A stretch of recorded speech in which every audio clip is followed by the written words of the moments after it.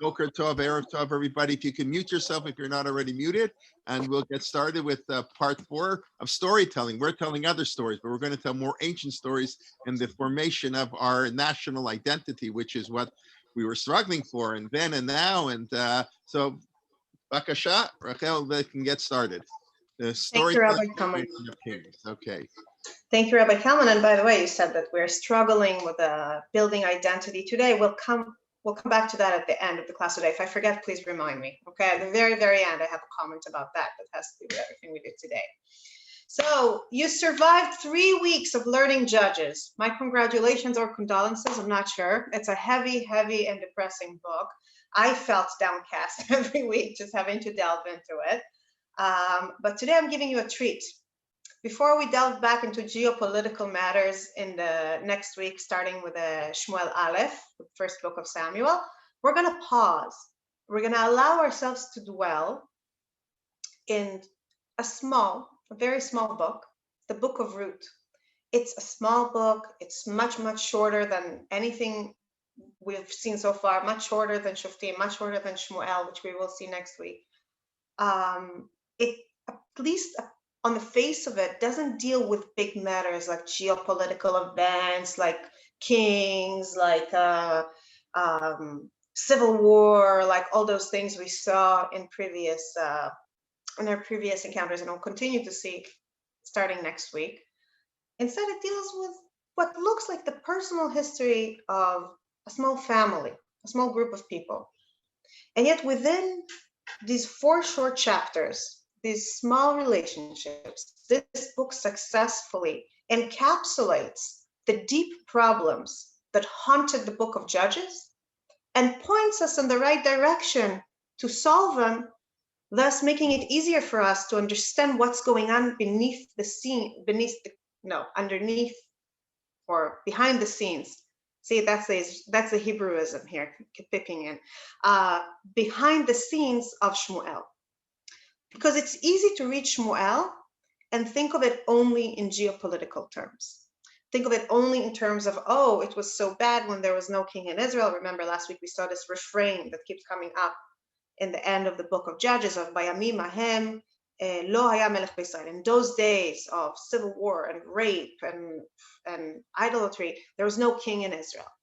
So it's easy to get caught up with that and think, oh yeah, it's about how the political system was problematic. And now we're going to read Shmuel and focus on how the political system that rises, it is a class about the rise of kings, right? Will solve all those problems. But if you read carefully, which I hope we've been doing, if you read carefully the book of Judges, you see that the political problem, is only, if we think about it as an iceberg, it's only the tip of the iceberg, the part that we see with our eyes above the sea level. Underneath it lie much deeper problems. Some of them are the forgetfulness. We talked about that each generation failed to pass their knowledge, their experiences, their lived lessons that they learned through life down to the next generation. There's the tribalism and the sense of each person taking care of their own people and not reaching out to help each other.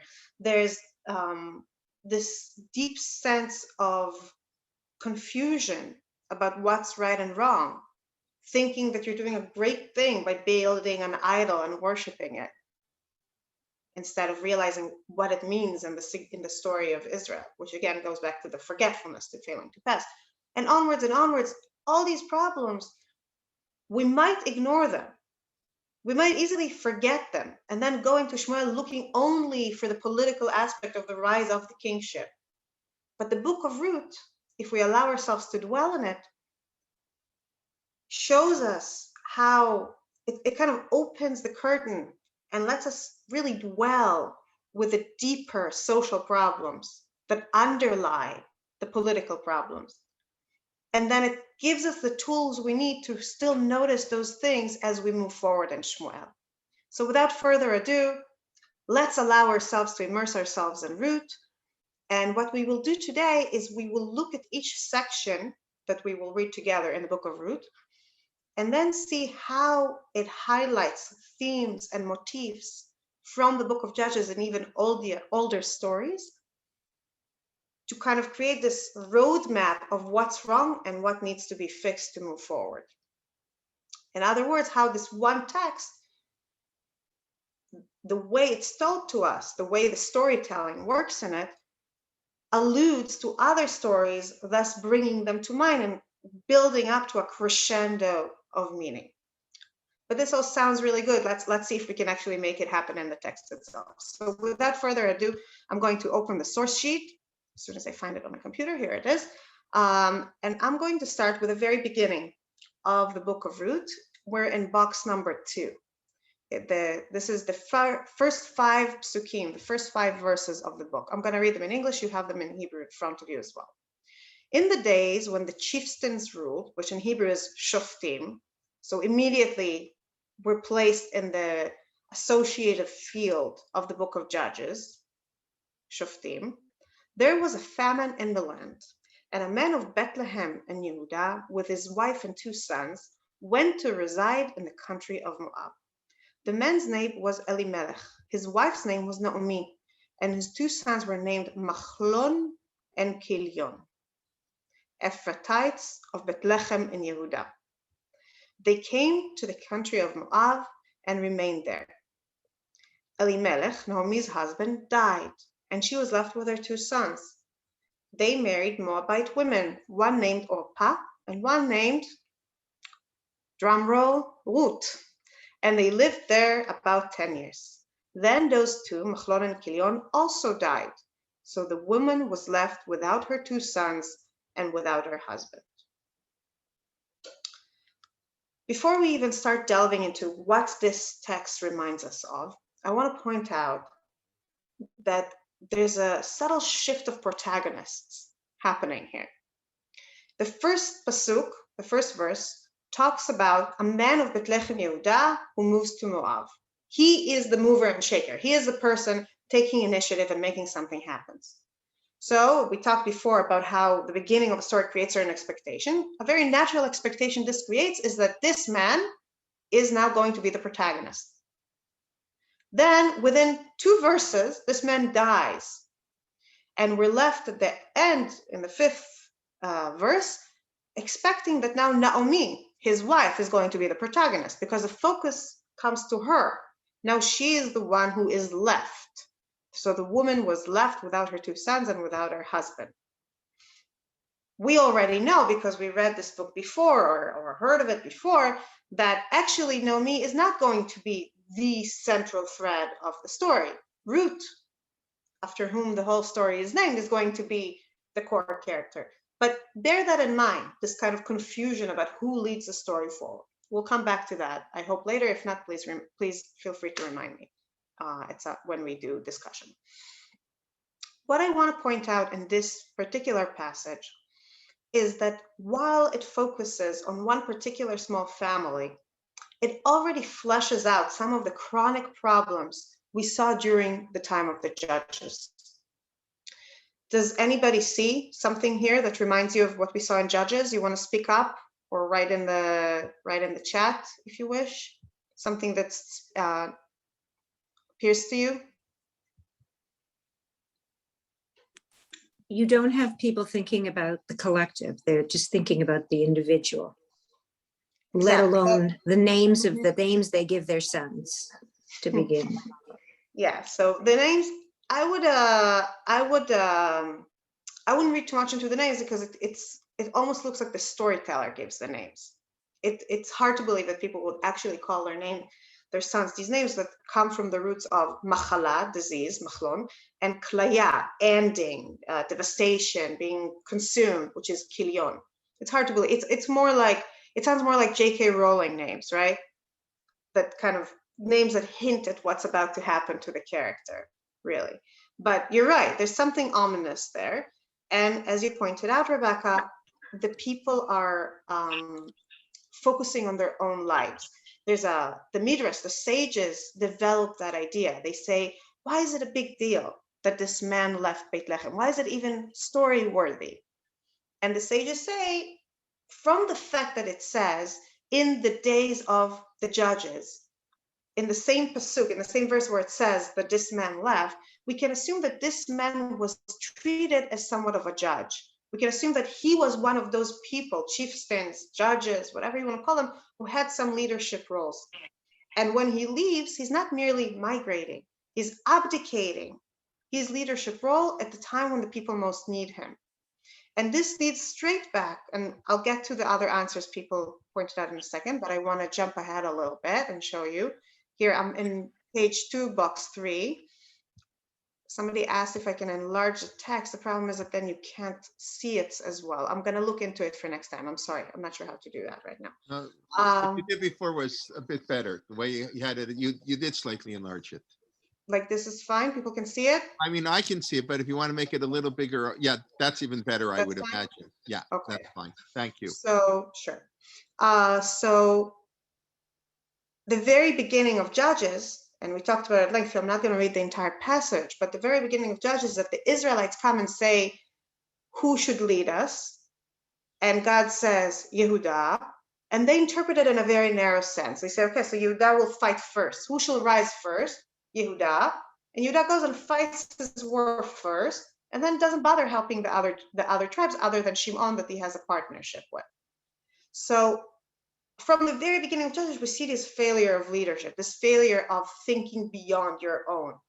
And it's not a matter of, I don't think it's a matter of coincidence that the beginning of Ruth, again, and I'm going to go up now again to the same verses, starts with somebody from the Shevet of Yehudah leading. Once again, someone from the Shevet that was the tribe that was particularly set aside to lead abdicates this leadership role.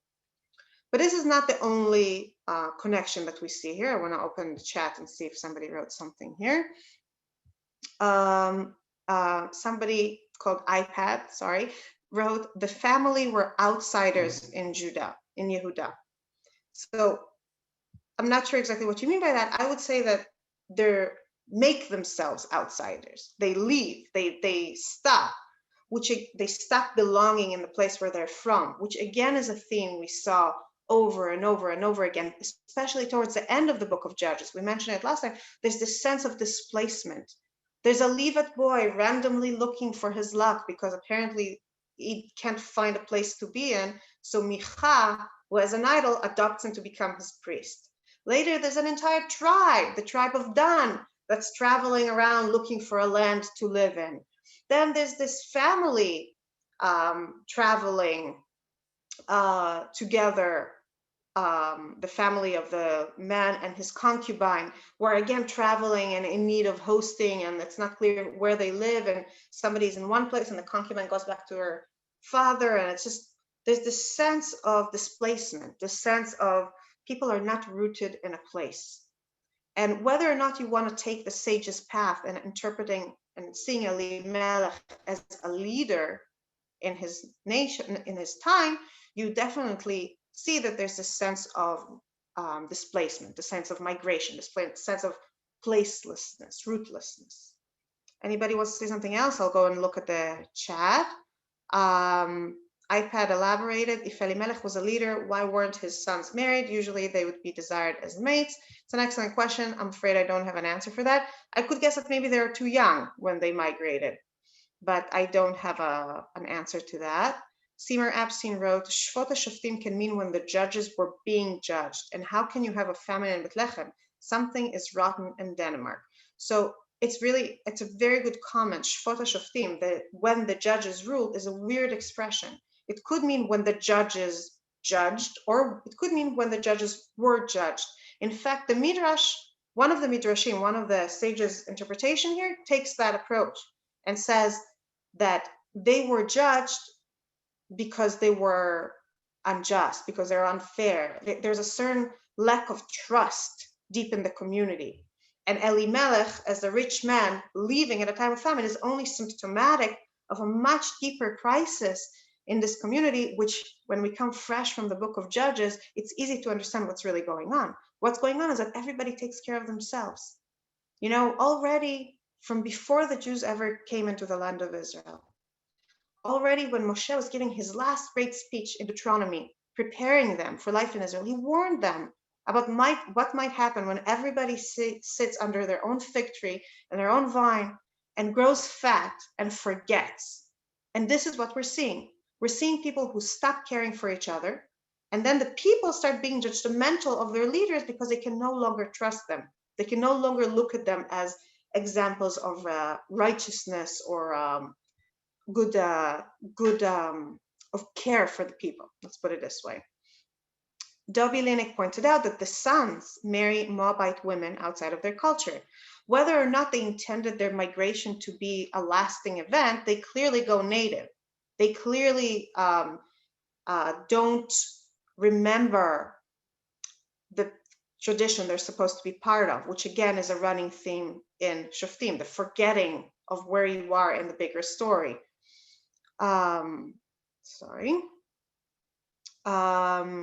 Betsy asked me a private question, sorry.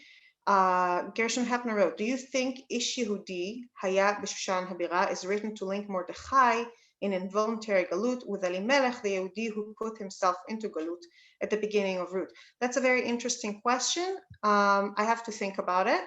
I definitely think that the book of Esther and the book of Ruth are connected. There's constantly little hints at each other that highlight different themes in them. I'm not sure about this particular thing because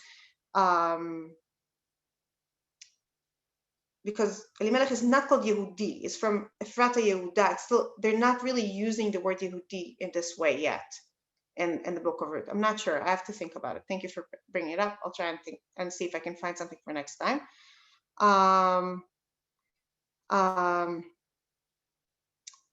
Sorry. Okay, somebody else pointed out that there is no family tree given of Elimelech or Naomi, i.e. they're not connected. And that again runs into a theme that we saw that was highlighted by when the repetition broke. In the beginning of the book of Judges, every person is mentioned by name and his father's name and his grandfather's name and his grandfather's name and his grandfather's name. Then slowly, some of those generations start to drop. Manoach, Shimshon's father, is only not named Manoach. His wife is not named anything. Then Micha is named Micha, but we don't know anything about his father, and his mother is nameless in the story. Then when we get to the concubine and her husband and that whole horrible story, nobody has names anymore. The names are totally dropped. The names get slowly diluted until a point where everybody is anonymous, which again is a symbolic expression of something deeper. It means that people lose their rootedness not only in place in the past, but it also, I think, conveys some of that feeling of alienation within society.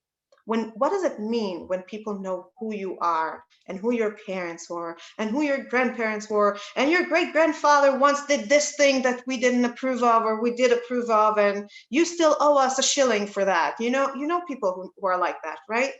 What does it mean when people see you like that? It means that you have a place in their mind, in their heart, that you belong, that they have some meaning for you. Not always the meaning you want them to have mind, but you know what I mean, right? They see you. When you don't have names, when you're nameless, then it means that people don't care enough to find out. It's an expression not only of a society that's falling apart away from its past, it's also a society where people become so narrow in their circle of care that they become anonymous to one another all around. And we see the same thing with the family. We'll see that in the book of Ruth, that the book of Ruth is not just a matter of losing your names, like Naomi and Elimelech are presented without their entire background, their familial background. It's also a matter of losing the family. Because what happens when Naomi comes back to Bethlehem? She's alone. We will see that Ruth is with her, but she and Ruth are two women alone, and they're helpless, and they don't have anyone to depend on. And as the story progresses, we start getting this undertone, this kind of hints that there's another tragedy taking place. It's not just the personal tragedy of two women alone in the world relying on the kindness of strangers. The tragedy is also that the names of their husbands are going to be lost because they have no children to pass those names to, and therefore the land that used to belong to Elimelech is not going to pass onwards through the family line. And in the tribal society of Israel, over the first temple, land was tied to families. The family had to keep the land and pass it on. And if there's a woman who doesn't have children, and then the husband dies, how is the land going to pass on? And a lot of the drama, we'll get to that, a lot of the drama of later in the story is going to be around that. It's not just these two women and who's going to help them, it's also what's going to happen to the land. What's going to happen to the name of Elimelech, to the name of Machlon and Kilion? Is this family tree, is this link in the chain going to snap just like the memory that linked generation to generation snapped in the beginning of the book of Judges? So we're seeing that as well. I want to point out one more thing before we continue with the story of Ruth. A moment. I'll point out two things, sorry. I want to point out what happens when Naomi does come back. I'm jumping ahead a little bit in the story of Ruth. I said that her husband died, Machlon and Kilion died, Naomi is left alone. And I'm going to jump ahead to the moment when she comes back to Bethlehem. The thing we have to go back later and see is how come she comes back to Bethlehem without but with Ruth. We'll get back to that. But for a second, I want to pause here and I want to jump ahead here and look together at what happens when Naomi, this widow who lost everything, comes back to the country she's from, to the city she's from. So I am here again at box number 2. And I'm looking at the second source here, towards the end of the first chapter of Ruth. And the two went on until they reached Bethlehem. When they arrived in Bethlehem, the whole city buzzed with excitement over them. So the excitement might be the wrong translation here. It's not exactly. Teho means that everybody was making noise. There was noise all around them. Excitement feels like it's happy, and it's not happy. It's just shocked. It's more shocked. The women said, "Can this be Naomi?" In Hebrew, Hazot Naomi. "Do not call me Naomi," she replied. "Call me Mara," which in Hebrew means bitter. For Shaddai, God, has made my lot very bitter. I went away full, and the Lord has brought me back empty. How can you call me Naomi when the Lord has dealt harshly with me, when Shaddai has brought misfortune upon me? Now, the word Naomi, why is she rejecting the name Naomi? Partly maybe because she feels like she's no longer the same person she's used to be, but also the word Naomi comes from the root Naim, pleasant, pleasurable. So she's rejecting that. She said, how can you call me pleasant? How can you call me someone who's pleasurable to be around? All I have is bitterness and emptiness. I used to be full and now I'm empty. The striking thing happens off scene now, because we're told about this dialogue, and then we're told, I cut it out. We can't look through the entire text together, but you can look at it later yourself. We hear that Naomi and Ruth settle down in Bethlehem. And what we don't see is a moment where those women say, let us take care of you. Let us help you. Let us do something for you. That's missing. That's simply not there. All we see is their shock upon seeing her, but this shock doesn't translate into any communal or personal effort to alleviate Naomi and Ruth's suffering. They don't even respond. They don't even do the small act of loving kindness of acknowledging someone else's words. This bitter speech is allowed to stand, and Naomi sits surrounded with her own feelings and the loneliness that comes from people not responding, and that's it. She's left in this state. Now, in many ways, this apathy of the townspeople towards Naomi can be seen as the natural consequence of Elimelech and Naomi abandoning the city at its hour of need. Just as Elimelech and Naomi didn't share their well-to-do life, their riches, even their care or their presence with the town people, now the town people don't share whatever they have with the woman who comes back after all these experiences and a long time, at least a decade. So in other words, what we see here is that when people treat each other callously, when people withhold their grace from each other, it's contagious.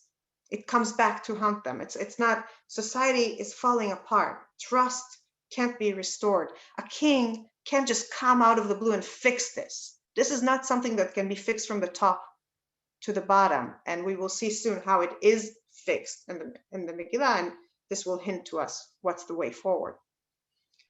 But I want to pause here before we continue either with Ruth or with a comparison between Ruth and Shoftim, and point out that these themes that we saw so far in Ruth, the way people don't share food or resources with each other, the displacement, people not being in their place, the loss of names, the loss of family, the loss of security, all these themes allude to the book of Judges, but at the same time, they also allude to much older stories.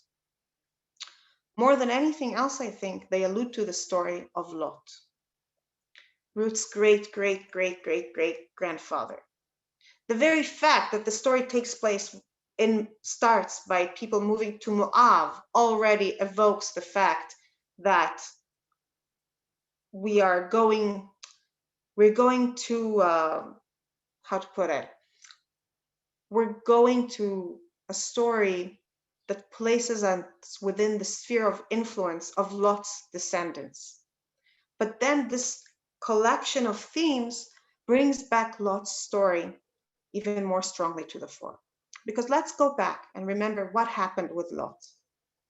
Lot was Abraham's nephew who followed him, who came with him to the land of Israel when Abraham followed God's order to go to the land which I will show you, in God's words. And he went with him through his struggles in Israel. And then when there was a famine and Abraham and Sarai traveled to Egypt, Lot traveled with them.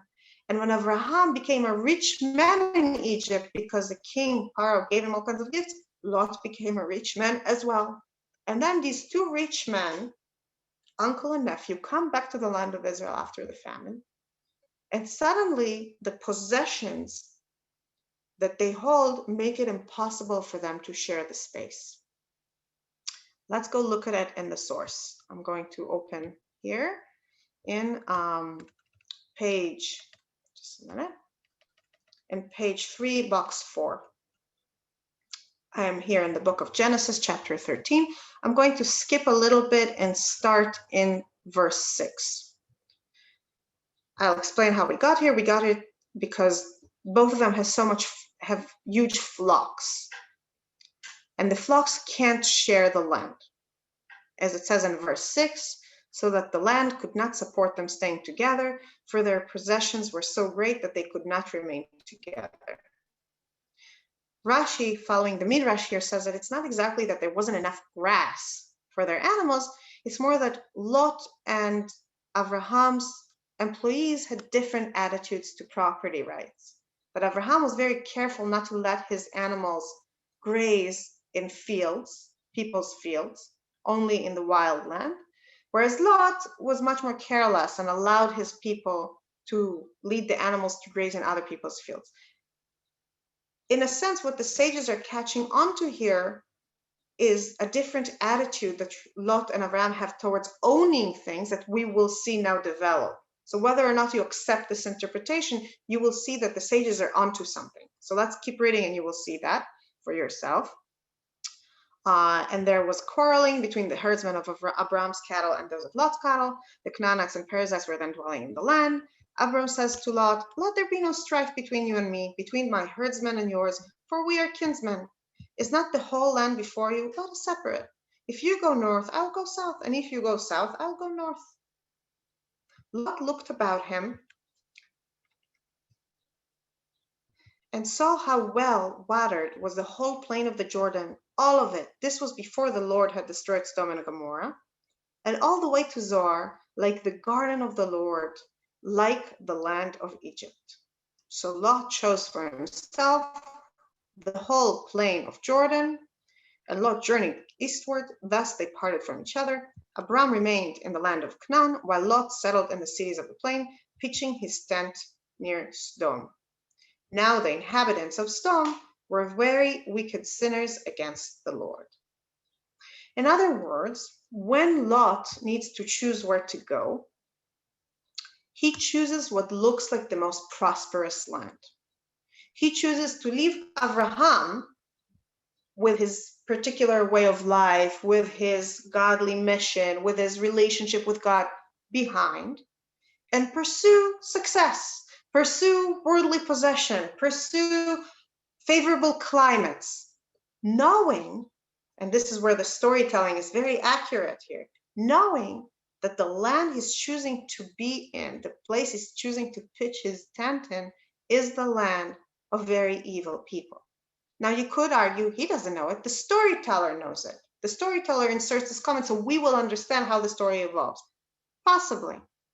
And yet I would argue that whether or not Lot, particularly in that moment, knew it, the storyteller wants us to notice Lot's priorities, to notice that Lot is pursuing individual success, individual wealth, individual welfare, to the exclusion of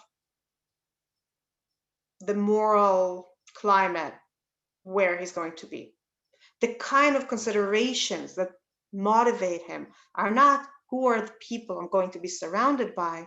Is it going to be like Abraham's household where I'm surrounded by righteous people, or like Egypt where people steal each other's wives, where we've just visited and had all these misadventures? No, what he chooses is the beautiful Greenland, which, again, the storyteller is being very, very exact and kind of almost devious here and giving us this hint, resembles Egypt. Here, we're told that the land looked like the garden of the Lord, like the land of Egypt. It even looks like this place where Abraham and Lot just had this unpleasant experience with these men who were not righteous and stole away Sarai. It looks like a place that we know is problematic from a moral perspective. And yet this is what attracts him.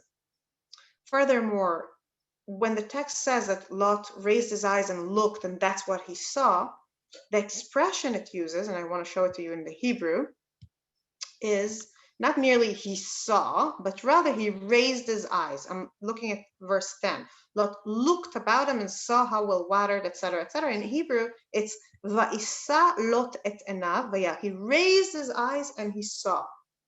This is an expression that repeats itself in the Bible, in the Hebrew Bible, in moments of discernment. In other words, it's an expression that means more than just you notice something. It means you looked deep and that's what you saw. When Abraham sees the mountain where he has to sacrifice his son, Va'isa Avraham et enav. When Rivka sees Yitzchak for the first time, Vatisa Rivka et enah. When Yitzchak sees Rivka for the same time, also Va'isa Yitzchak et enav. It's almost like a code in the biblical stories that tells us, pay attention, because what the person sees now is not just some technical thing, it's something deep. It's something that tells us something about the person and their mission and the adventure they're about to pursue. And to hear then that what Lot sees is the beauty of the land and how good it is for prosperity, for physical prosperity, tells us that this is his priority. This is what shapes him. Like Elimelech, many generations later, Elimelech is doing the same calculation. There's a famine in the land, and he chooses a better place to be for physical prosperity prospects with that kind of set of priorities. And just like Elimelech will eventually end in disaster and die in the land that he chose because it looked prosperous and promising, Lot's life ends in disaster as well. First, a group of other nations conquers Sodom and makes Lot a slave. But Abraham intervenes and releases him and restores Sodom to its geopolitical power. And then, since Abraham's intervention solved the political issue of lack of independence, but didn't solve the moral issue of how corrupt morally the city is, God decides to completely destroy Sodom, and only saves Lot and his two young daughters. Tried to save also his other family, but they didn't rise to the occasion.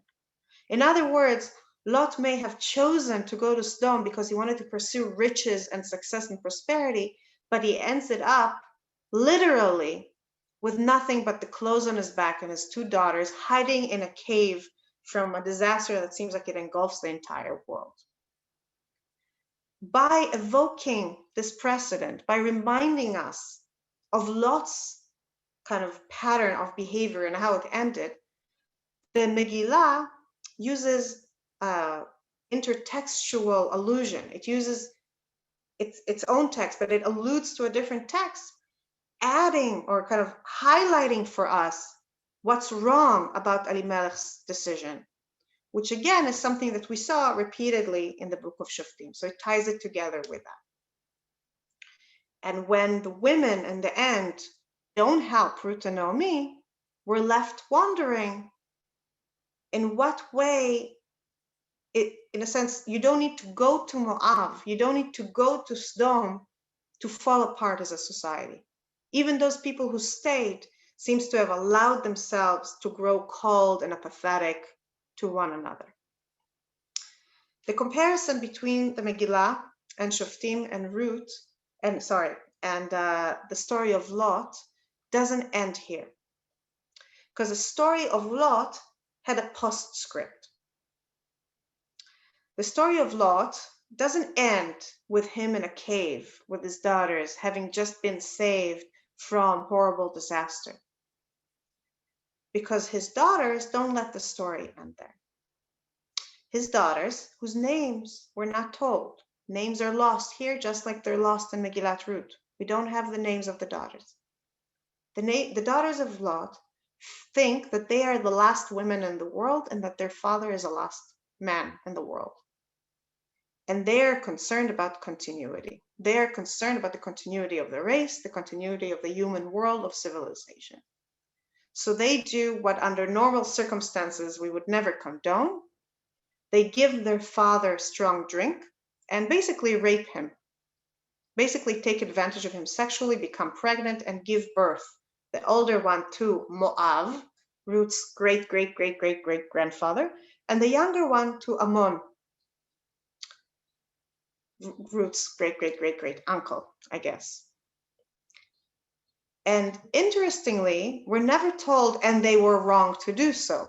It's clear that they're motivated by caring about the right thing, by caring about passing on humanity, passing on human life. But their descendants, many, many generations later, make the same choice that Lot made, the choice to withhold, the choice to be on the side of those who pursue their own personal interests and not those who share and help and reach out. And this happens when the tribes of Israel are coming out of Egypt and they're traveling near Moab and Ammon's land, near Transjordan, and they ask for permission to pass through the land of Moab and Ammon and to receive food, to receive or buy or somehow find subsistence there. And the Ammoni and the Moavi people refuse. They don't share it with them.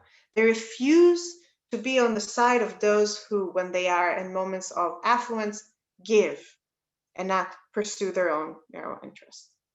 To the point that even in the Torah, it says, remember that. Don't forget that. And it says, I want to show you exactly, again in page 3 at the end there, in Deuteronomy 23, it says, no Ammonite or Moabite shall be admitted into the congregation of the Lord. None of their descendants, even in the 10th generation, shall ever be admitted into the congregation of the Lord, because they did not meet you with food and water on your journey after you left Egypt, and because they hired Bil'am, son of Beor, from Petor, etc., to curse you. The fact that these nations did not share food and drink is important enough that that's the first reason, not Bil'am. That's the first reason that we do not want to accept converts from these nations. We don't want anything to do with their kind of stinginess, with their narrow-mindedness, with their refusal to share. The great irony of Megillat Ruth is that it's the people of Yehudah who behave with the stinginess of the Ammonite and the Moabite, And it's Ruth, the Moabite girl, who starts the reversal, who introduces the spirit of sharing, the spirit of caring, the spirit of looking beyond the self, beyond the interest and success of the self, back into the Jewish stories. So let's see how she does it, and let's see what it means for us in terms of our big journey from Judges to Shmuel. I know that people wrote questions and comments. I'll get to it later. Let's move forward a little bit more now. Here's the turning point of the entire story. In a sense, it's the turning point of Ruth, but in a sense, it's also the turning point of the entire narrative of the Jewish people from Shoftim onwards. So let's give it the attention it's due and really allow ourselves to dwell in this text. And it takes place in the first chapter of Ruth. I'm here in source number 5. And it takes place after Naomi starts walking home to the place where, as we know, people are not going to be particularly hospitable to her. And at first, her daughters-in-law, her Moabite daughters-in-law, walk with her, but she doesn't want them to. Here's what she says in verse 8. But Naomi said to her 2 daughters-in-law, "Turn back, each of you, to her mother's house. May the Lord deal kindly with you, as you have dealt with the dead and with me. May the Lord grant that each of you find security in the house of a husband." And she kissed them farewell. They broke into weeping and said to her, "No, we will return with you to your people." Note that they accept the fact that it's her people. It's not their people. They're under no illusion that by marrying her son, somehow her people became their people automatically. It's still your people, but we will come with you anyway. But Naomi replied, "Turn back, my daughters. Why should you go with me? Have I any more sons in my body who might be husbands for you? Turn back, my daughters, for I am too old to be married. Even if I thought there was hope for me, even if I were married tonight and I also bore sons, should you wait for them to grow up?" Second, verse 13, should you wait for them to grow up? Should you on their account debar yourself from marriage? Oh no, my daughters, my lot is far more bitter than yours, for the hand of the Lord has struck out against me. Let's pause here for a second.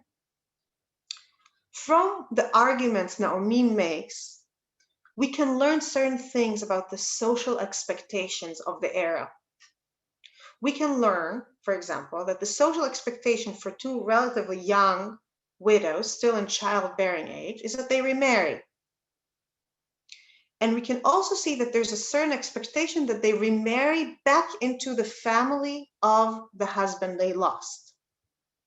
Because when Naomi is trying to rebuff them, she's not telling them, "What do you have to do in Yehuda? You're Moabites, you're not going to be accepted. We don't accept Moabites and Ammonites." That's not what she tells them. What she tells them is, "I have no more sons. I have nothing to give you. This future, which is the expected future for the 2 of you, of remarriage back into the family, I have no way to give it to you. Much better that you go back to your parents' home and marry out of there to somebody else and build a life again and continue the great journey, which is the survival of the human race. I'm a dead end for you. I can't offer you the possibility of a new family."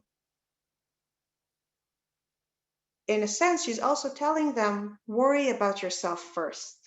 Be Lot, be Elimelech, be all those people in Shoftim that worry first and foremost about their interest, to the point that they might push out their concubine so she will be raped and not themselves. Now, of course, she's not saying that. She's not going that far. I'm adding that because I still have those stories in the background. I can feel the allusion here to those stories. Naomi is just being very kind. She's not telling them something horrible. But the message, the underlying message is, think of yourself first. It's not in your best interest to follow me. I don't have anything to offer. This is a bad deal for you. Don't take this deal. Go your own way and build your own lives. And then they cry in verse 14. They broke into weeping again, and Orpah kissed her mother-in-law farewell, but Ruth clung to her. So she said, Naomi says, "See, your sister-in-law has returned to her people and her gods. Go follow your sister-in-law." And now Ruth makes her big famous speech. I'm in the middle of verse 16. Do not urge me to leave you. By the way, the Hebrew here is tifge'i, which does mean urge, but it also has it comes from the same root as lifgoa, to hurt. Don't urge me and don't hurt me by urging me. Do not urge me to leave you, to turn back and not follow you. For wherever you go, I will go. Wherever you lodge, I will lodge. Your people shall be my people and your God my God. Where you die, I will die, and there will I be buried. Thus and more may the Lord do to me, if anything but death parts me from you. When Ruth makes, I'll rephrase it. Why does the storyteller give us both Orpah and Ruth here? Why does it give us these two different women with their two different responses? It could just cut Orpah out for the sake of clarity and leave us with Ruth. Why do we need another character that enters the story like Elimelech and his sons only to leave it in the first chapter? It's confusing. Storytelling should be lean and clean and focused, right? Why do we need this character? No, we need it. Because what we're seeing here is two possible choices. The choice Orpah makes is the natural choice. This is a choice that makes sense in terms of self-interest. This is the choice that is in line with social expectation of what is good for a young widow to do. And this only highlights, by way of contrast, how unnatural Ruth's choice is. Ruth is not, if we didn't have Orpah, if all we saw was Ruth, we might have thought that that's a normal thing to do, to just stick with your mother-in-law no matter what. But we have Orpah, and we have Naomi's whole speech about don't do it, it's not good for you. So we know when we meet Ruth and we see her speech, we know that her choice so society's expectations goes beyond what is good for her, goes beyond self-interest. In other words, when we see Ruth making this choice, we see finally someone choosing not like Lot, not like Elimelech, not like the Ammonites and Moabites that refused to share food and drink with the Israelites when they passed on their land. We see someone turning the tide and choosing to be there for someone else, even if it's not in their own best interest. And this choice is the turning point of the entire story. Not immediately. In the beginning, Naomi does not seem to acknowledge Ruth for her grace, for her love. She tolerates her. We see in verse 18, when Naomi saw how determined she was to go with her, she ceased to argue with her. But she doesn't make any particular effort to introduce Ruth to the people of her tribe, which, as we said, kind of ignored her anyway. But she doesn't talk to her. When she goes and tells the people, I am empty, I left this place full and now I am empty, she's not making any acknowledgement to the fact that she's coming back with a woman who loves her dearly enough to leave everything she knows behind and stick with her through it. She still sees herself as empty. And yet this devotion, this irrational devotion that goes beyond personal interest, leaves a mark. And we find out that it leaves a mark when Ruth, out of her own volition, again, Naomi doesn't do anything. Naomi seems to be totally apathetic. Ruth, out of his own volition, says, let me go and glean some wheat in the field. When people were cutting the wheat, I'm sure there's a better word for that, but when people were cutting wheat, whatever wheat shafts fell, if it was only one or two, they didn't pick up. They let the poor people pick them up and take for themselves. We're told to do that already in the books of Moses. So Ruth goes to go behind the people reaping the wheat to collect what falls down, to glean what falls down, so that they're not going to starve. Because again, nobody helps them. They're in a society where people don't step up to help each other, or these two women who are devastated and without anything. Nobody helps them. So she goes to try and help herself and Naomi. She goes and gleans in the field. And that's when a man named Boaz, who is actually a relative of her family, notices her. And let's see this scene and tie with that everything together, because this is a very powerful scene. See, I made it really small here. Okay. When Boaz sees Ruth, he tells his boys, his workers, who is this? And they said, oh, it's the Moabite girl that came with Naomi from Moab.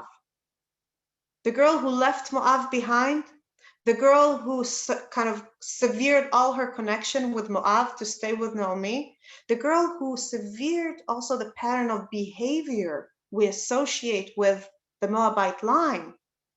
This girl, all she is to this boy in the field is a Moabite girl. It's deep irony. There's deep irony here. He doesn't see her for who she is. The boy in the field only sees her for the one designator that she already left behind, namely being Moabite. But Boaz sees more. When Boaz understands who she is, he immediately calls her up, gives her extra food, asks her to come and glean only in his field where he's going to make sure she's safe and make sure that nothing bad happens to her and nobody molests her, which again, the very fact that he's telling her, don't go elsewhere because they might molest you, again, shows you what kind of society we're talking about, right? We're not that far from the rape and give up that we read about last week. And Ruth is shocked when he tells her that, when he shows care towards her, when he steps out of his way to be welcoming to her. And here we are in box 6. I'm going to start straight with verse 10. She prostrated herself with her face to the ground and said to him, why are you so kind as to single me out when I am a foreigner? Boaz said in reply, I have been told of all that you did for your mother-in-law after the death of your husband, how you left your father and mother and the land of your birth and came to a people you had not known before. May the Lord reward your deeds. May you have a full recompense from the Lord, the God of Israel, under whose wings you have sought refuge. In other words, what Boaz sees when he sees Ruth is her choices. It's not where she came from, but the fact that she chose to leave it behind. And look at the words here. He says, you chose to leave et aviv ve'imech ve'eretz moladetech. It's all the same things that Avraham had to leave to follow God. The same things. She chose to leave those things behind to help her mother-in-law to stay with her. And Boaz sees it for what it is, for the huge sacrifice and for the beautiful act of loving kindness of chesed it is. And he acknowledges it. He sees it. He recognizes it. And that motivates him to be extra helpful to her. Later, this encounter between Ruth and Boaz will suddenly shake Naomi out of her stupor. When Naomi will hear about it, she'll become very excited and she's going to say, oh, he's a relative. Maybe he will marry you. And then the name and the land, the name of your husband, my son, will not be forgotten because you will have children within the same family and the land will go back to the family and everything will be restored. The place, the name, the family, everything can be restored. Now that doesn't happen immediately. We don't have time to go into the entire story of exactly how it happens, but it doesn't happen immediately. Boaz doesn't show up one day and propose. But then Naomi coaches Ruth and tells her, go meet him at night, ask him to marry you. And Boaz agrees. Boaz says this is an even bigger act of loving kindness than what you did before. The fact that you were willing to marry me, an older man, just because I am part of the family, you want to reconnect the links in. And then he goes and says, okay, but there's a man who has a bigger right to marry you. There's a man who's a closer relative. This man is not mentioned by name. He's called Ploni Almoni, which is basically like saying John Doe in Hebrew. And Boaz goes and talks to Ploni Almoni. And Ploni Almoni says at first, yeah, sure, I'm happy to take more fields, more lands. But when he realized that comes as a package deal with marrying Ruth the Moabite, he says, no, I don't want a Moabite in my lineage. I don't want a Moabite in my lineage. And he gives up his right for a levirate marriage with Ruth, that marriage that reconnects a widow back into her dead husband's family. And then Boaz marries Ruth. There's a restoration of the line. There's a restoration of the land. Ruth has a baby. and look, and this is where I want to end before we discuss the connection to Judges, and I'll discuss your comments and questions in the chat. And then we see that this whole drama between Ruth and Naomi, later between Ruth and Boaz, later between Boaz and Ploni Almoni and the marriage with Ruth, it's not just that Ruth's willingness, or not only willingness, determination to act against her self-interest inspired Boaz to do the same and to show true leadership, not just military leadership like we saw in Judges, but true leadership of doing the right thing, of managing a situation of people in need. It's not just that. Somehow, all these acts of loving kindness, all these acts of people going beyond their narrow sense of what's good for them and looking out for other people, restored the community as such. Because here is what we see after the baby is born. I'm going to go ahead to, oh, actually, just a minute. I'm sorry, before the baby is born. I'm still before the baby is born. When Boaz is about to marry Ruth, all the people at the gate and the elders answered, "We are, may the Lord make the woman who is coming into your house like Rachel and Leah, both of whom built up the house of Israel, prosper in Ephrata and perpetuate your name in Bethlehem, and may your house be like the house of Peretz whom Tamar bore to Yehudah, through the offspring which the Lord will give you to this young woman."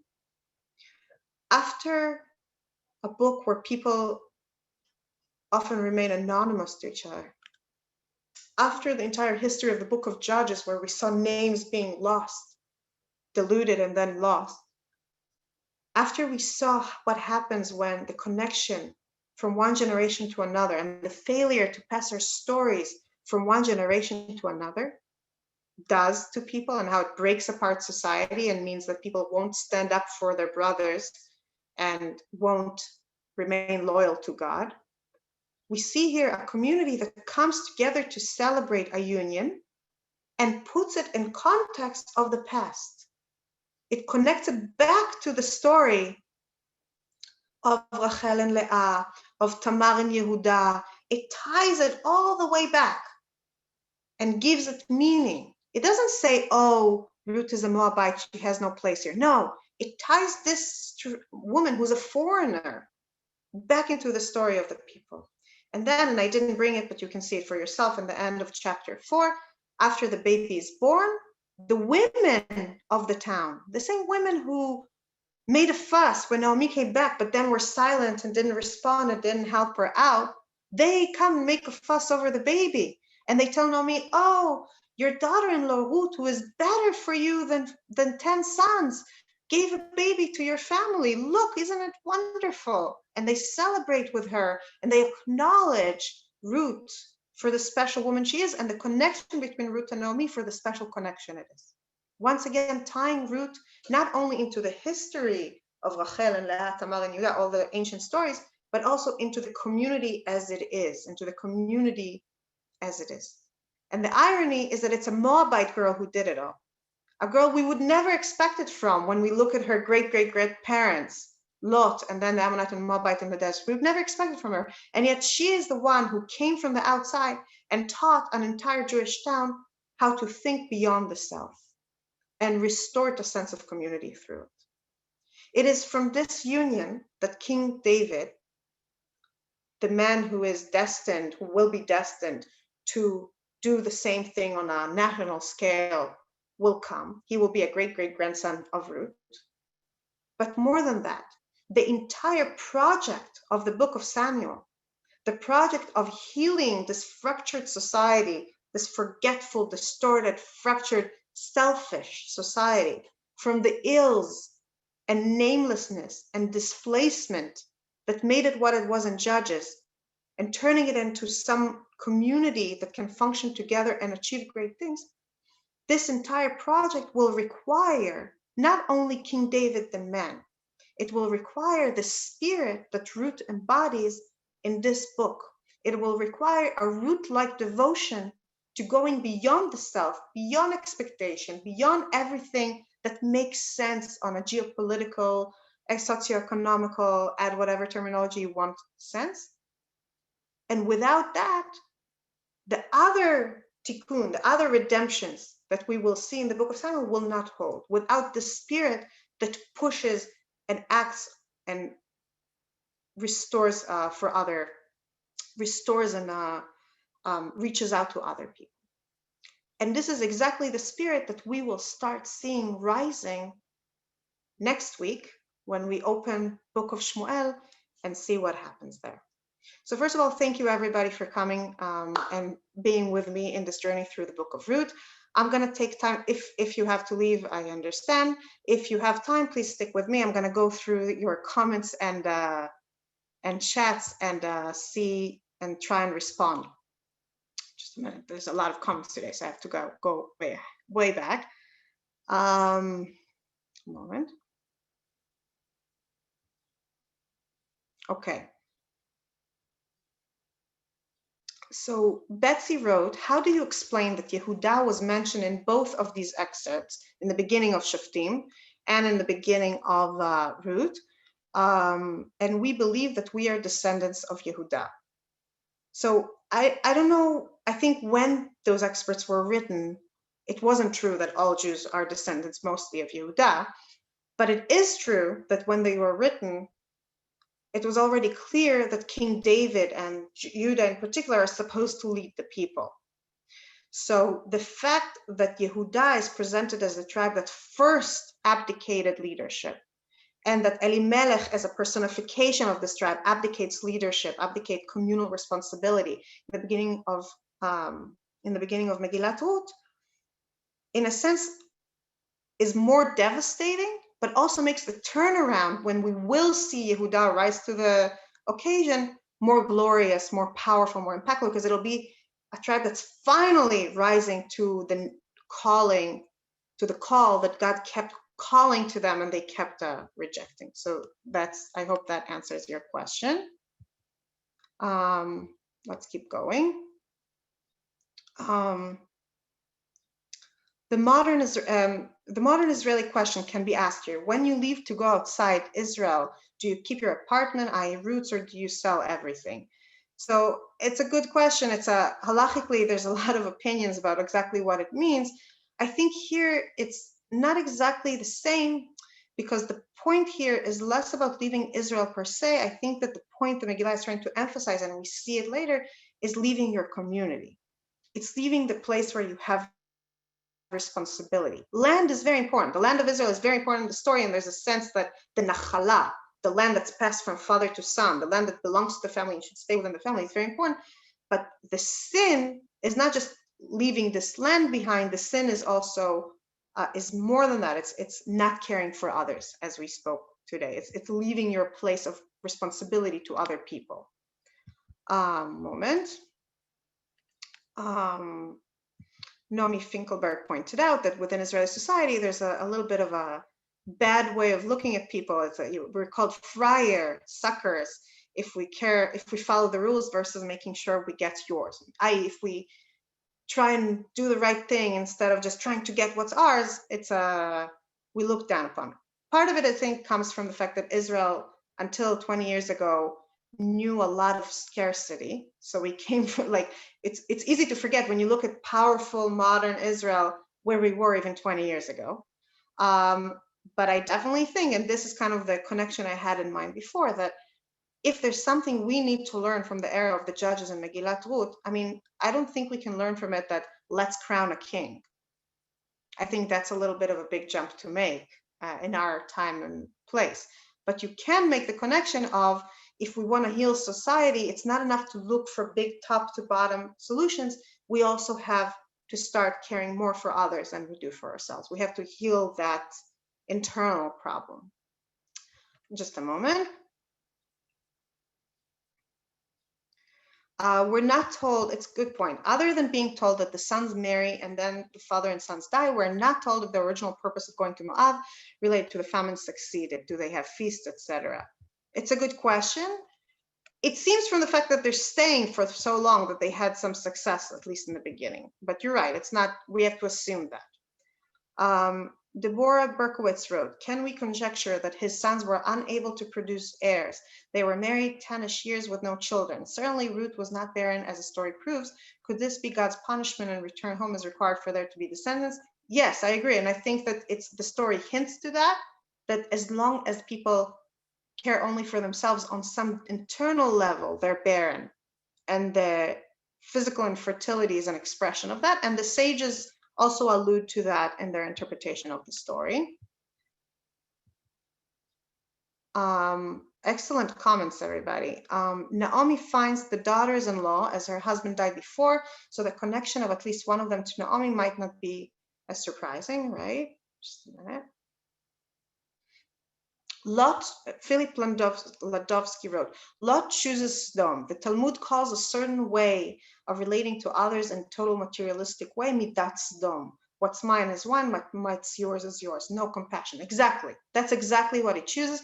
And his fate, and later Elimelech's fate, in some ways, almost the Torah's way, the Bible, Hebrew Bible's way of showing us where this kind of attitude leads. It leads to losing everything, because if all you're trying to hold on to is possession, it's a carcass of what human relationships should really be. So you can't hold on to it. It dies. It's just matter can't survive.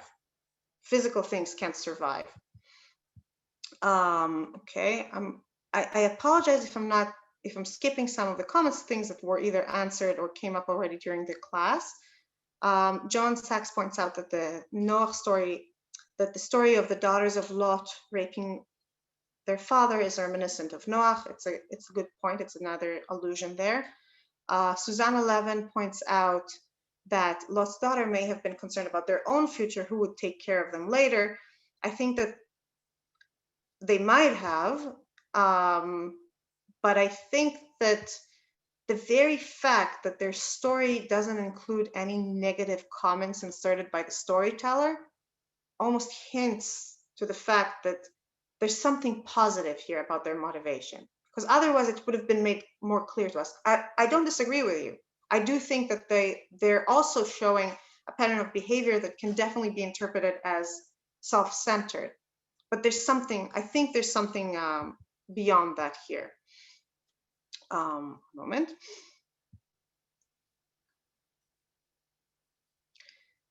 John Sachs also pointed out that despite Naomi's request to be called Mara, she continues to be called Naomi. Her nature remains the same, which it's a great comment, because in a book about names, about how names are restored and identity is restored, it's beautiful to notice that she retains something of herself regardless of her life experiences. And later she is restored also. She's restored to her internal nature of Naomi-ness, of being pleasant, through Ruth's marriage to Boaz and the new grandchild she receives like that, the adopted grandchild she receives like that. Somebody pointed out, not very many men in the story. The father and sons die. Naomi says, go back to your mother's house, not the father's house. And that's another thing that I think is very interesting about Megillat Ruth, because most of the acting characters we saw in Judges and most of the acting characters we will see in Shmuel are men. And yet, the character that embodies for us what needs to change is a woman. Is it because loving kindness is more associated with female ideals, social constructs, images than with male? Maybe. Is it to hint to us that correcting the situation by fighting wars, as the men have been doing in Judges, is just not gonna stick? It's not gonna cut it? Maybe. And maybe, and here I'm giving you a hint, a spoiler for next week, it's to draw our attention to another woman who will act for a very short time in the book of Shmuel, in the beginning of the book of Shmuel. She's not gonna take a lot of space in the book, but maybe it's to draw our attention to what she will do that will be Ruth-like and will open the doors for what the book of Shmuel has to achieve. But for that, we'll have to wait for next week. I'm sorry, I'm not going to be able to get to all the comments. I'm happy to see everybody being active and participant, and I wish I could get to everything, but I'll try. It's interesting that Machlon and Orpah, Betsy said, are always listed first. Can you explain to us why that is, since Machlon married Ruth and Orpah married Kilion? Thank you. So, okay, so this is a good question. Machlon and Kilion, it sounds that it's because that's the order of their birth. Just the way they're presented is the way usually sons are presented, by order of their birth. Again, I'm not sure, but that's just, if you compare it to other passages in the Tanakh, it sounds like that. As to why Orpah is mentioned first instead of Ruth, that already goes to the heart of the art of storytelling. Because if you're a storyteller and you want to use two models as contrast to highlight the one that's really special and positive, you're first going to mention the one that's the negative or the shadow, or in some way the kind of contrast, the negatif. I don't know how you say it in English. How do you say it in English for cameras? For the foil. The foil. The foil is good. I was looking for something from art, but foil works very well. The foil. So Orpah is mentioned first because she's the foil of natural, rational decisions against which Ruth's irrational and yet powerful decision shines. Naomi must have been extremely special to have Ruth want to go with her. I like that comment because we focus so much on what made Ruth special. Sometimes the fact that somebody loves somebody else tells us something also about the object of their love. And that's a really beautiful point. Joan Sachs wrote, Orpah provides a contrast, makes a choice at a higher level. I'm going to skip a little bit. But I'm not certain that this means Orpah made any sort of immoral choice. It just shows a contrast in her nature, maybe. We don't know anything about Orpah's relationship with her own people to whom she returns. This is a very good point, and it's kind of a sticky point for me, because the sages turn Orpah into this monster. They take Orpah and they say, she didn't choose like Ruth, but it's not only that she chose the natural, rational, selfish choice. She's horrible, she's selfish, she's terrible. And her great-great-grandson will be Goliath. Goliath, the giant who will challenge David. They really want that scene where Goliath and David stand against each other to represent or allude to the contrast between Ruth and Orpah. And I'm going to be very honest with you here. I'm saying that as me, Rachel, not as me, a teacher of Torah, I don't like this midrashic tradition personally, because I think you don't need it. You don't need Orpah to be a monster. It's enough to say that Orpah makes rational decisions within the world as she knows it. It's not a bad thing. Who knows what her situation is? Things might have worked out very differently for Ruth, making her crazy choice. In fact, I'm sure there are many other Ruth-like characters whose life ended very badly. It makes a lot of sense for Orpah to make the choice she makes. The point to me is that sometimes when people choose to go beyond what's rational selfishly, amazing things can take place. So I'm always a little bit uncomfortable with the midrashic descriptions of Orpah. But that's, again, I'm speaking really as Rachel myself and not in the name of anything else. And she didn't desert her right away. Like, she made an effort. I think it has to be acknowledged. That's also true. And by the way, the Midrash also talks about that. They say that her descendants got some good things as prizes for as a reward for the fact that she at least tried to stick it out a little bit. Just a moment. Seymour Epstein wrote, we need both women, Ruth and Orpah, to show the problematics of binary choice. The one who obeys her mother-in-law disappears, while the one who disobeys her mother-in-law acts nobly and becomes heroic. So I want to unpack a little bit what you're saying here, Seymour, because it's really powerful that Ruth's act of love is also an act of disobedience. Naomi wants her to leave. Naomi says, go. And she says, no, I'm not going to go. And I want you to remember that moment where devotion appears as disobedience and changes history, because this will come up in our discussion of Hannah, in our discussion of Shmuel, and in our discussion of David. All the people whose job is to push forward the rise of kingship as a healing movement in the Jewish history, and not merely as a geopolitical change, will be people who time and time again, faced with someone telling them, accept reality as it is, obey, say, no, we refuse, we go beyond it. And this will move the story forward. So we will come back to that. Okay, I really apologize if I'm skipping your, It's fine. It's fine. You can skip some of the questions. Okay. Yeah. If you're pressed for time, it's okay. no, I'm happy to be here. I just also feel very Yeah, self-conscious of 100%. your time.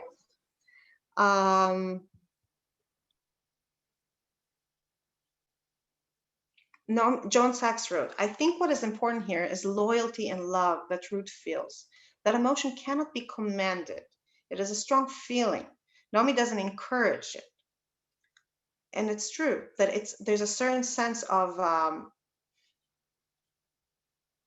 an emotion here that goes beyond what people can say or expect or instruct other people to feel.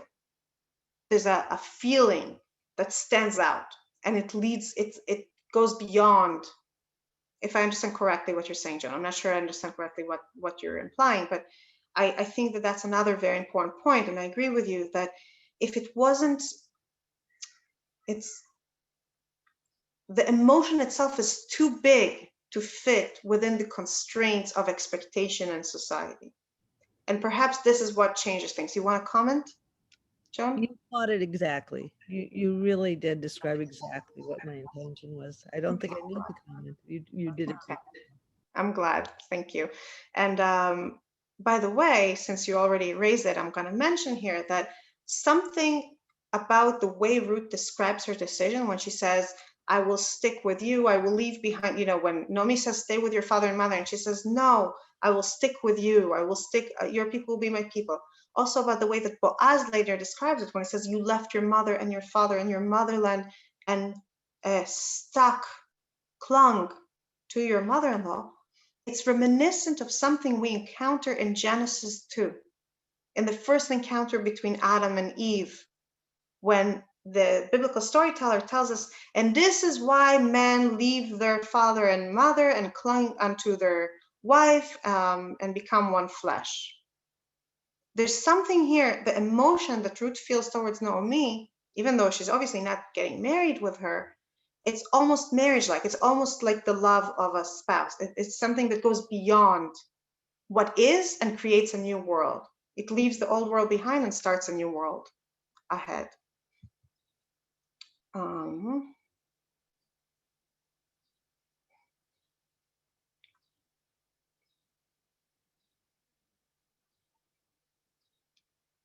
Moment. Betsy is asking a provocative question. She says, maybe Ruth was looking for financial stability by marrying Boaz, a rich widowed leader. I think it's in reference to when I said that Boaz sees what Ruth is doing by being willing to marry him as a very big act of loving kindness, that she is willing to marry an older man. One could say, well, he's a leader, a rich man. Isn't she happy to marry him?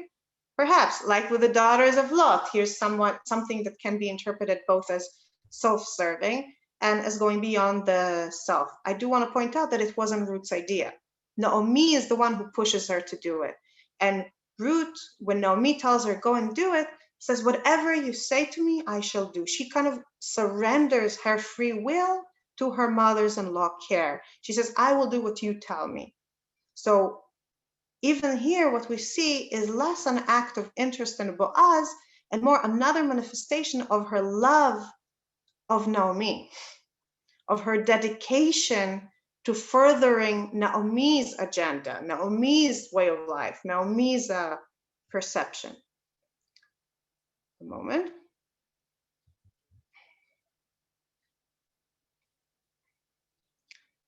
Loren Black points out that Boaz was a descendant of Tamar and Yehuda.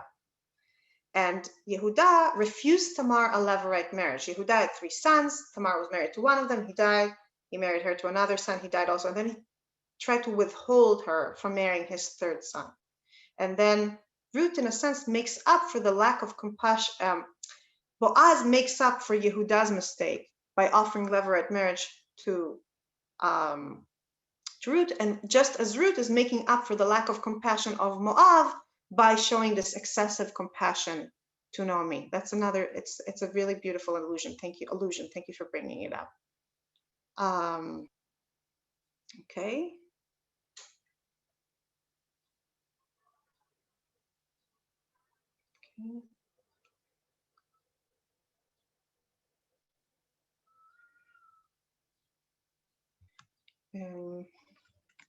Okay. I think that we're gonna have to wrap up here. I see more questions, but I'm afraid that it's gonna be difficult for me to answer everything because I have to finish myself. But what I would like to say is that if I did not answer or did not answer satisfactorily or didn't, round up something that you feel is important, please feel free to bring it up next time or in one of the coming weeks. Also, if you want to get my personal email address in order to continue corresponding over the class, Rabbi Kalman, I'm giving you wholehearted permission. Okay. If people ask you for my email to pass it Okay. on, please don't just post it anywhere. But if people ask, That's I'm fine. happy Because to. no, I never send out that information unless, Yeah. I So always BCC it to the people because I don't. yeah, Yeah, of okay, course. fine. So you But if have my anybody asks, permission. I will pass along your email. No problem. And I would like to just wrap up here and just say that to finish kind of on a personal note, that next week we're going to encounter Hannah. Hannah and Ruth are two of my favorite biblical characters. And they're different. They're very, very different. They come from very different life stories, and from their problems are different problems. Their financial situations are different. So many things about their lives are different. But both of them are given a choice. And the choice is accept reality as it is, or demand something else, or say, no, I will join the Jewish people. No, I will pray for a son despite the fact that I don't have a child. And as we move from Shoftim to Ruth and then eventually to Shmuel, I want to hold on to this similarity because I think that this similarity holds the key to the deep process of healing that we will follow to its crescendo in the following classes. So on that note of let us refuse to accept reality as it is and really strive for more, I wish you all a wonderful week of striving, and I'll see you in a week. Thank you very much. Thank you very much. A Thank you. pleasure. Our next class tomorrow is Simi Peters, Sefer Yirmiyahu, 1 p.m. I'll just mention that now we don't have time for it, but she gave an earlier series on Midrash. And of course, the issue you raised, that how often the Midrash really changes what's simple in the text. Orpah is not the evil person they make out to be. So that's a subject for another time. But yes, the Midrash is not Pshuto Shel Mikra. That's different. But anyways, Simi's class on Sefer Yirmiyahu tomorrow night, the Haftarah, Moshe Sokola. Thursday morning, Shuli Mishkin is back, or Tours of Israel. Thursday evening, our Parsha Shir Rabbi Yossi Adler of Teaneck, from Rinat, will be giving the Parsha Shir, my Shir, Friday morning for Avot, Sunday Rabbi Liebtag, continuing Sefer Dvarim, and then Monday Alex Israel, as we started yesterday, his series on Jonathan Sachs, and Mark Shapiro will give his 53rd and final class on his book with rabbinic figures, finishing up the topic what he did not include in the book and why not. The letters he got, he didn't include in the book. So that wraps up the rest of the week. Everybody who stayed extra gets an extra prize. They stayed enough for the extra question and answer and everything. I know it's hard for people. We appreciate it. I always struggle with the issue. Should I cut off the class, at 12:10 or 12:15? And I don't know. But as long as questions are going and people are here, I don't know. I guess we keep it going, but it's I still struggle with the issue. How much we should let questions go? And I think all our speakers do, and we all do. But it's wonderful that there's so many questions, and the fact that we can't get to all of them is also fine. We don't learn everything now. We have to leave something to review for next year, next time. So it's okay. It's good to leave people with questions. That's so they remember you. That's what the Gemara says. When you depart from a friend, leave them with the question. Don't give them all the answers. So on that note, everybody have a wonderful day. and we look forward to learning with you. And like I always say, please invite a friend to come join us. I think that's how some of you probably got here in the first place. And so please invite, and we look forward to seeing you in the future. And everybody be well. Have a wonderful day. Thank you very much.